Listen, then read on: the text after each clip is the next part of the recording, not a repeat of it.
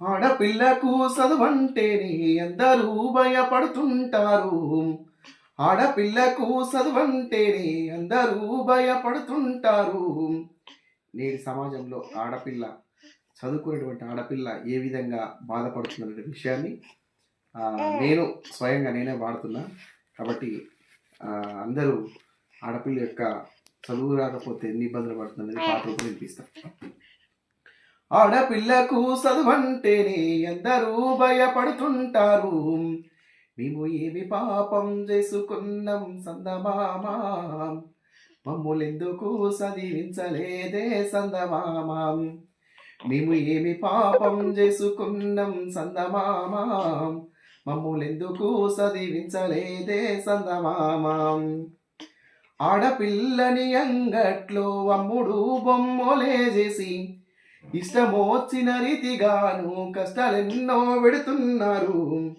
ఈ చదువు మాకు రాక కాదా సందమామా, ఈ సకల బాధలు కలిగినమ్మా సందమామా. ఈ చదువు మాకు రాక కాదా సందమామా, ఈ సకల బాధలు కలిగినమ్మా సందమామా. తాలిగాటిన మొగుడు కన్నా తక్కువగా ఉండాలేనంటాం.